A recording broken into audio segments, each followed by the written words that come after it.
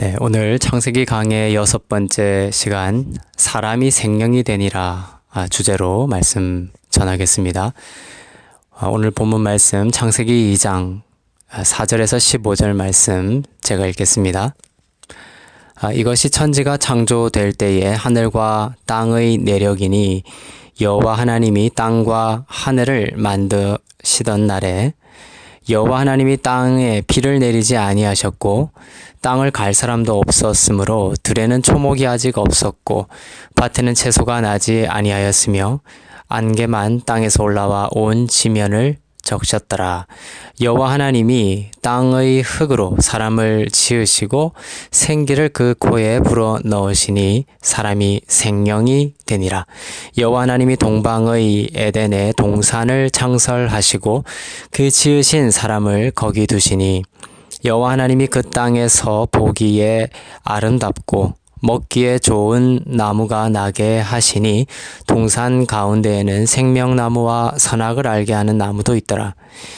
강이 에덴에서 흘러나와 동산을 적시고 거기서부터 갈라져 내 근원이 되었으니 첫째 이름은 비손이라. 금이 있는 하윌라 온 땅을 둘렀으며 그 땅의 금은 순금이요 그곳에는 베델리엄과 호마노도 있으며 둘째 강의 이름은 기혼이라.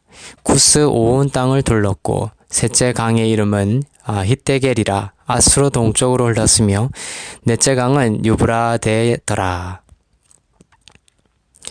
여호와 하나님이 그 사람을 이끌어 에덴 동산에 두어 그것을 경작하며 지키게 하시고. 이번 단원의 주제가 사람이 생명, 하이 네페시 하이, 사람이 생명이 되니라입니다. 그러나 우리는 하나님의 그 본래 마음이, 본심이 사람이 생명되는 데 있는 것이 아니라 그 생명이 예수를 통하여 새 피조물, 즉 카이네 크리시스가 되게 하시는데 원래 마음이 있었다라는 것을 깨닫고자 합니다.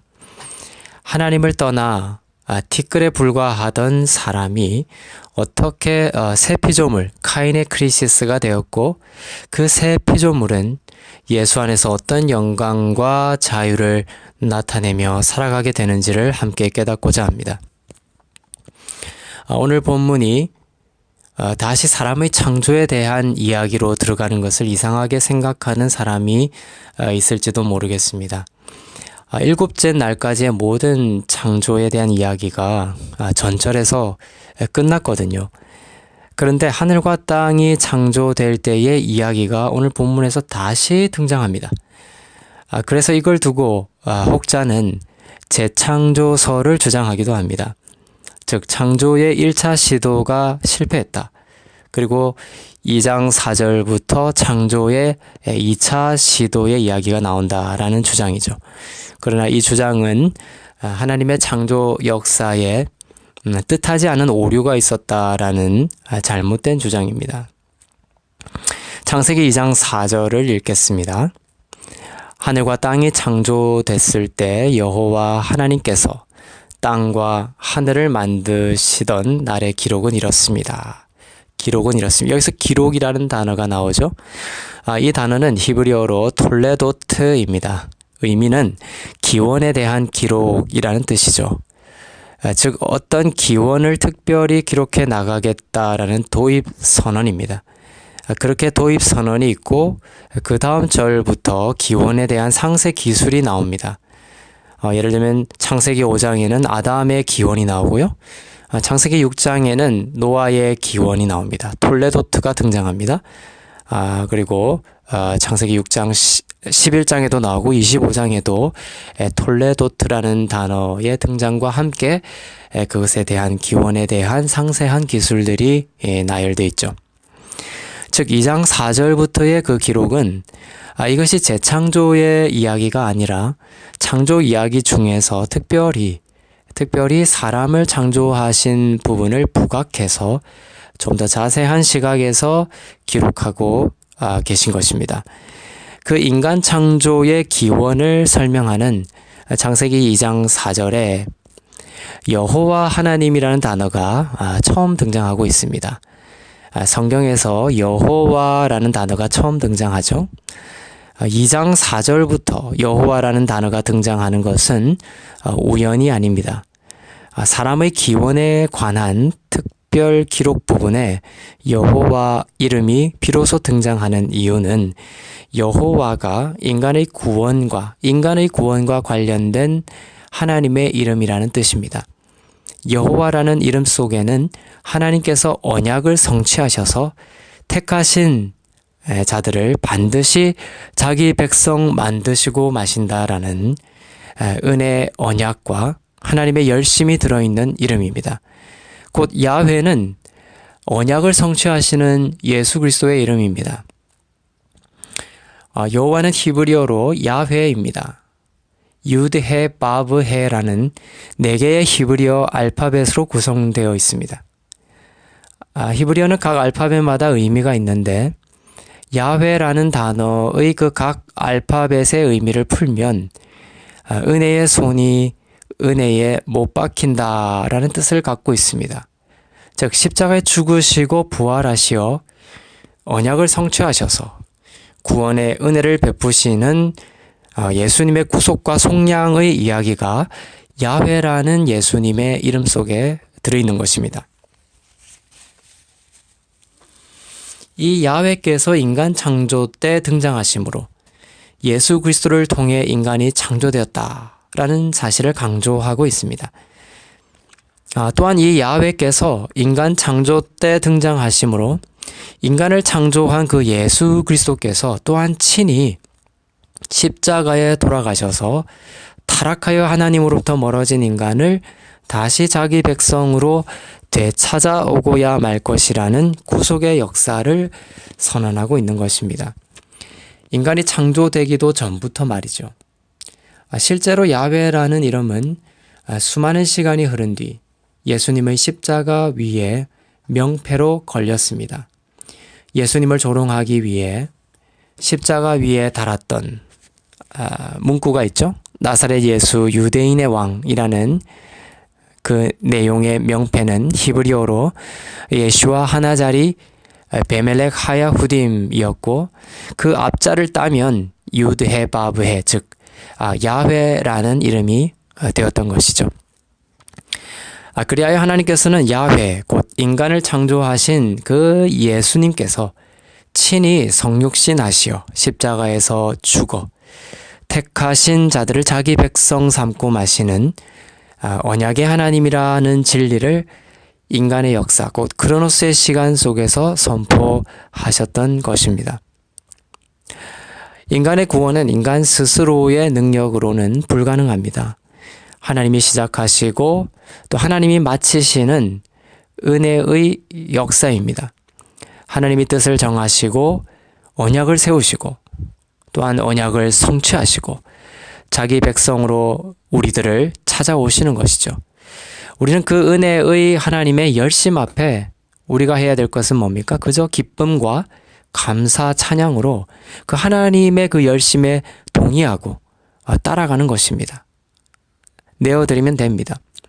아담의 그 창조 이야기로 바로 들어가면 되는데 이상하게 다른 이야기가 먼저 나옵니다. 풀에 대한 이야기가 나오죠. 사람이 아직 없어서 풀이 자라지 않았다라는 이야기가 등장합니다. 이게 무슨 의미입니까? 창세기 2장 5절부터 6절을 읽겠습니다. 여호와 하나님께서 아직 땅에 비를 내리지 않으셨고 땅을 일굴 사람도 없었으므로 들에는 풀이 아직 없었고 땅에는 풀조차 나지 않았습니다. 대신 안개가 땅에서 솟아나와 온 땅을 적셨습니다. 여기 등장하는 풀, 이 풀은 창세기 1장 30절에서 땅의 모든 짐승과 공중의 모든 새와 땅 위의 기는 모든 것들, 곧 생명 있는 모든 것들에게 하나님께서 먹이로 준 풀이죠. 이 풀은 셋째 날에 땅과 일체적으로 창조가 되어서 태동했는데 어찌된 영문인지 여섯째 날 인간이 창조되기 전까지는 자라지를 못했어요. 땅이 풀을 내기는 했지만 풀이 자라지를 못함으로 인해서 새와 짐승 등 생명 있는 모든 것들이 그 인간이 창조되는 그 시간을 기다리며 고대하고 있었습니다. 하나님의 형상대로 사람이 창조되고서야 사람이 하나님의 말씀으로 다스리기 시작했고, 그 말씀에 따라 풀이 본격적으로 자라고 모든 생물이 그 풀을 먹으며 온전한 다스림을 받게 되었습니다. 이 질서는 지금도 계속되고 있습니다. 로마서 8장 19절입니다. 피조물은 하나님의 아들들이 나타나기를 고대하고 있습니다. 피조물과 성도의 그 회복. 피조물과 성도의 회복은 영적으로 이처럼 긴밀하게 연결되어 있어요. 은혜를 깨닫고 또 은혜의 능력으로 성도들이 살아나면 피조물은 허무한 데 굴복하는 데서 벗어나 영광의 자유에 이르게 됩니다. 성도의 회복은 또 교회의 회복은 만물의 회복에 있어서 이처럼 중요한 의미가 있는 것이죠. 5절에서 땅을 일굴 사람이 없으므로 라고 되어 있는데, 여기서 일구다는 히브리어로 에베드입니다. 영어로는 serve라는 뜻이죠. 섬기다라고 할 수도 있고 다스리다라는 의미가 있을 수도 있는 단어입니다. 단순히 경작하다라는 의미를 넘어서는 단어죠. 아담이 타락하면서 땀을 흘리며 수고하여야 땅의 소산물을 먹을 수 있었기 때문에 타락하기 전에 아담이 땅을 에베드, 서브하게 했다라는 것은 경작의 의미보다는 하나님의 말씀으로 땅의 생명과 또 그 자라남을 다스렸다라고 보는 것이 더 나을 것 같습니다.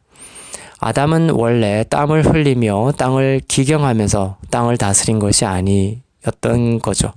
말씀의 사람이었습니다.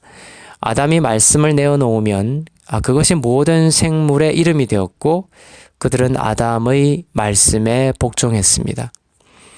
7절에서 하나님은 흙으로 사람을 빚으시고 생기를 불어넣으셔서 생명체가 되게 하십니다. 창세기 2장 7절을 제가 읽겠습니다.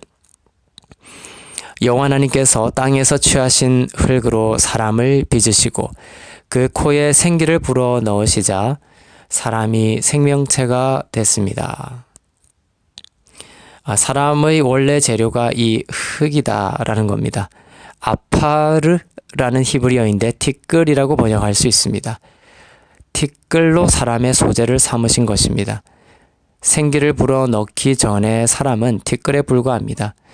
사람이 제 아무리 높아지고 다른 사람과 피조물을 멸시하는 마음을 가지고 있더라도 하나님이 생기를 거두시면 그저 티끌에 불과한 존재인 것이죠. 아브라함도 자신의 그 육적인 마음과 상태를 보면 티끌에 불과하다라고 고백했습니다. 창세기 18장 27절을 제가 읽겠습니다. 아브라함이 대답했습니다. 제가 비록 먼지와 재 같은 존재에 불과하지만 내 주께 감히 말씀드리겠습니다. 아브라함의 말이죠. 여기서 먼지, 이것이 아파르, 곧 티끌입니다.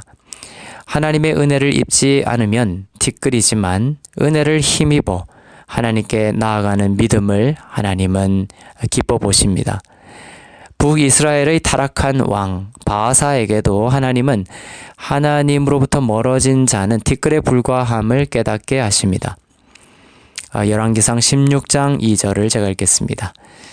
내가 흙 속에서 너를 들어 올려 내 백성 이스라엘의 통치자로 삼았는데 너가 여로보암의 길을 걸어서 내 백성 이스라엘이 죄를 짓게 만들었고 그 죄들이 나를 진노하게 했다.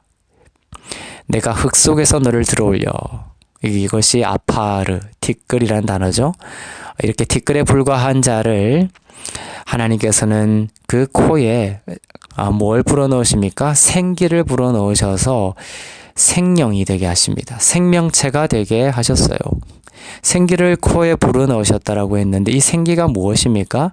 이 생기는 히브리어로 너샤맛 하임입니다. 너샤맛 하임. 생명의 기운을 뜻하죠. 생명의 기운. 여기서 여러분이 염두에 둬야 할 것은 이 생기, 이 생기는 성령을 뜻하는 루아흐가 아니었다라는 거예요. 첫사람 아담은 성령 곧 루아흐가 아니라 생명의 기운을 뜻하는 너샤맛 하임을 받아 생명체가 되었습니다. 곧 하이 네페시 하이가 되었던 것이죠. 하나님은 에스겔에게 마른 뼈에게 생기가 들어가게 하셔서 마른 뼈들이 살아나는 그러한 환상을 보여주시죠. 그때의 생기라고 번역된 것은 너샤맛 하임이 아니에요. 성령을 뜻하는 루아흐라는 단어를 씁니다. 에스겔 37장 5절을 제가 읽겠습니다. 이 뼈들에게 주 여호와가 이렇게 말한다. 내가 너희 안에 생기를 들어가게 할 터이니 너희는 살게 될 것이다. 하나님께서 죄로 인하여 죽은 마른 뼈 같은 사람들에게 성령을 보내주셔서 구원해 내시고 하나님의 백성 되게 하실 거다라는 약속입니다. 성령과 다른 이 생기는 무엇입니까? 이 생명의 기운은 무엇입니까? 하나님으로부터 흘러나와서 여타 만물과 다른 생명체가 되게 한 다른 존재가 생명이 되게 한 이 생기는 무엇입니까? 이 생기는 생명의 근원이신 하나님을 깨닫고 그 생명으로 살아가게 하는 하나님의 숨결을 뜻한다고 볼 수 있습니다. 욥기 32장에 이 생기가 입김 혹은 숨으로 번역되어 나옵니다. 욥기 32장 6절을 제가 읽겠습니다. 그러나 깨달음을 주는 것은 사람 속에 있는 영이요 전능하신 분의 입김이더군요. 이렇게 번역이 되어 있죠. 그런데 여기서 번역이 좀 잘못되어 있어요.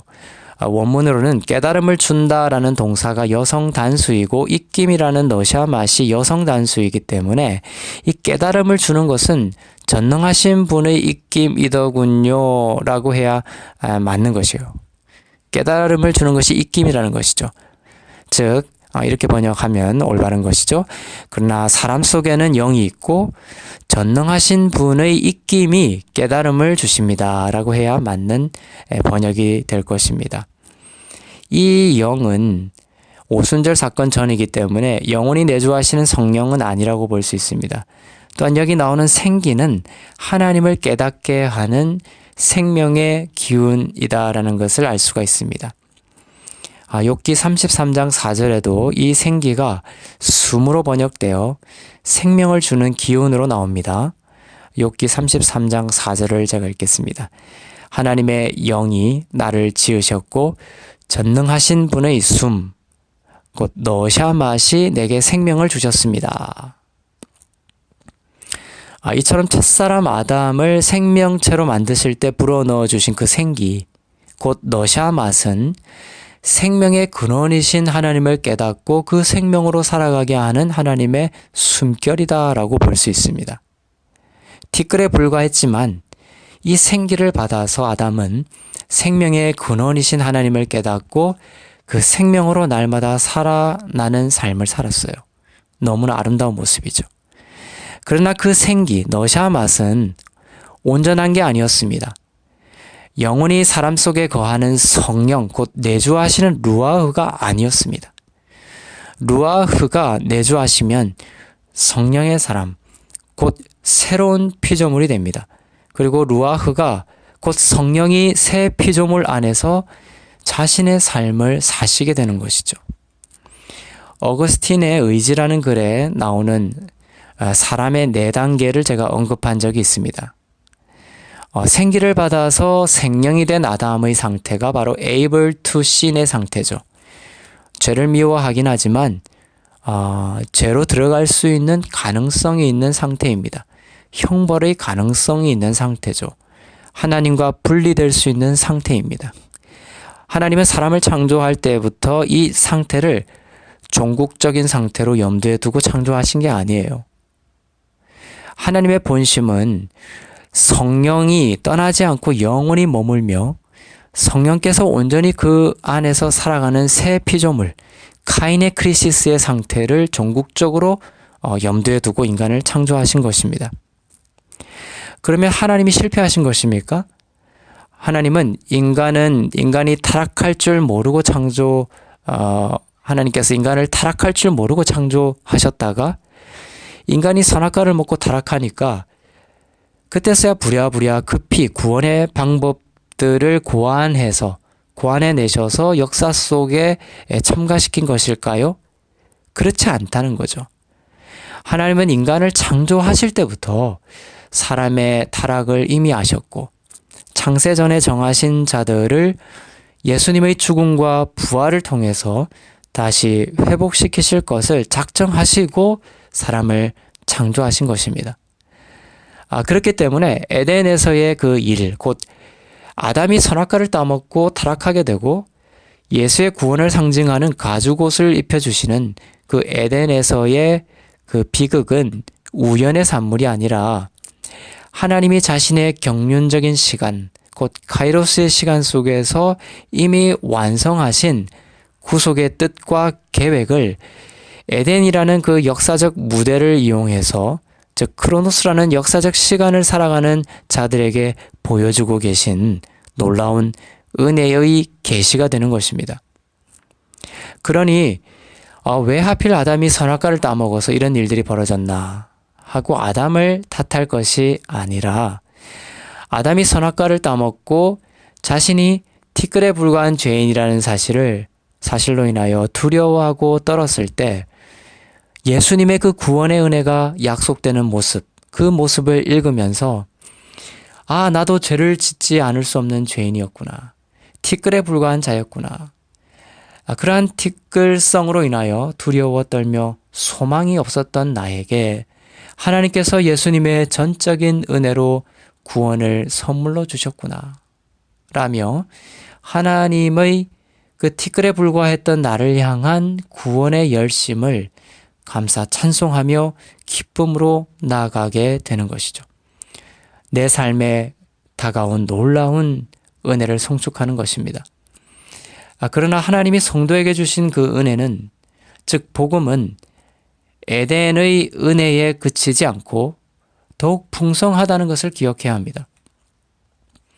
더욱 풍성한 은혜를 받고 있다는 것이 바로 여러분의 정체성이 되면 여러분은 더욱 깊은 진리의 자유함으로 들어가게 되고 하나님의 나라를 더욱 온전히 누리게 되는 영광을 맛보게 됩니다. 성도는 생기만을 받은 상태가 아니라고 했습니다. 성도는 생기를 받은 자였으나 선악과를 먹고 티끌과 마른 뼈로 떨어졌다가 예수의 전적인 은혜로 성령을 받아 새 피조물이 되었습니다. 아멘. 예수님 때문에, 십자가의 완성된 그 구원 사건 때문에 더욱 풍성한 은혜가 임하게 된 것입니다. 생기받아 생명체가 된 그 상태와 성령받아 새 피조물이 된 상태의 차이를 에덴에서 흘러나오는 그 4개의 강이 오늘 본문에서 말해주고 있죠. 창세기 2장 10절부터 14절에 보면 4개의 강이 나옵니다. 제가 읽겠습니다. 강 하나가 에덴으로부터 나와서 동산을 적시고 거기로부터 갈라져 4줄기 강의 원류가 됐습니다. 첫째 강의 이름은 비손인데 이 강은 금이 있는 하윌라 온 땅을 굽이쳐 흘렀습니다. 이 땅의 금은 질이 좋고 베델리엄과 호마노도 있었습니다. 둘째 강의 이름은 기온인데 에티오피아 온 땅을 굽이쳐 흘렀습니다. 셋째 강의 이름은 티그리스인데 아시리아 동쪽을 끼고 흐르고 넷째 강은 유프라테스입니다. 생기를 받은 아담이 다스리는 에덴으로부터 흘러나오는 4개의 강의 뜻은 이렇습니다. 첫째 강은 비손인데 증가하다, increase라는 뜻입니다. 둘째 강은 기혼인데 터져나가다, burst force라는 뜻입니다. 셋째 강은 티그리스인데 빠르다, rapid입니다. 넷째 강은 유프라테스인데 결실이 많다, fruitful이라는 뜻입니다. 그 에덴 바론의 강은 이처럼 결실이 빠르고 많고 증가하고 터져나가는 영광이었습니다. 그러나 생기가 아닌 성령을 받은 새 피조물이 된 성도에게 주어진 법적인 은혜는 이보다 더욱 넘치는 은혜인 줄로 믿습니다. 계시록 22장 1절부터 5절 말씀이 바로 그거죠. 에덴 동산에 생기를 받고 생명이 되었던 그 아담이 다스리던 에덴으로부터 발원된 강과 다른 모습의 강이 나옵니다. 이는 카인의 크리시스, 성령을 받고 새로운 피조물이 된 자들이 경험하는 은혜의 강을 상징하고 있습니다. 계시록 22장 1절부터 5절을 제가 읽겠습니다. 그 후 천사는 하나님과 어린 양의 보좌로부터 흘러나오는 수정같이 맑은 생명수 강을 내게 보여주었습니다. 강물은 도성의 길 한가운데로 흐르고 있고 강 양쪽에 있는 생명나무는 매달 열매를 맺어 12열매를 맺고 나뭇잎들은 나라들을 치료하는 데 쓰입니다. 또 다시는 저주가 없을 것입니다. 하나님과 어린 양의 보좌가 도성에 있고 그의 종들이 하나님을 섬길 것입니다. 다시는 밤이 없겠고 그들은 주 하나님께서 그들을 비추심으로 등불이나 햇빛이 필요하지 않을 것입니다. 그들은 영원히 통치할 것입니다. 이것이 무엇입니까? 이것이 성령 받고 새 피조물 된 성도에게 약속된 법적 신분에 합당한 은혜입니다. 어거스틴의 그 죄를 지을 수 없는 상태, 그 상태로 하나님께 받아들여지고 있는 놀라운 넘치는 은혜입니다. 이 강은 선악과가 있어서 죄를 지을 수 있는 가능성이 있는 그 에덴으로부터 흘러나오는 강과 다르죠. 자신의 피를 흘리심으로 죄를 영원히 용서해 주신 어린 양의 그 보좌로부터 흘러나오는 생명수의 강입니다. 단순히 풍성한 열매가 아니라 예수께서 친히 그 몸이 되시는 생명나무가 강 좌우에 있어 매달 다른 열매를 다채롭고 아름답게 맺을 뿐만 아니라 그 잎사귀는 치료하는 능력이 있다라고 기록되어 있습니다. 또한 새 피조물들의 그 이마에는 하나님의 이름이 새겨져 있어서 다시는 저주가 없습니다. 가이사의 것은 가이사에게, 또 하나님의 것은 하나님께 바치라는 마태복음의 말씀이 있죠. 당시 로마의 동전에는 가이사의 이름이 새겨져 있었어요. 그렇지만 하나님의 정하신 사람들의 그 이마에는 하나님의 이름이 새겨져 있어서 반드시 하나님께서 찾아오셔서 영원히 동행하신다라는 것입니다. 예수 안에 있는 여러분에게 다시는 저주가 없음을 믿으십니까? 에덴처럼 밤이 있는 것이 아니라 밤이 없으며 영광의 빛 대신 예수 안에 머물며 예수님과 함께 통치하는 인생임을 믿으십니까? 이 모습이 바로 한 분 예수 그리스도로 말미암아 은혜와 의의 선물을 넘치도록 받으며 생명 안에서 왕노릇하는 성도들의 성취된 법적 모습인 것입니다. 바울은 로마서 5장 17절에서 이러한 성도의 모습을 신학적으로 풀어 정리했죠.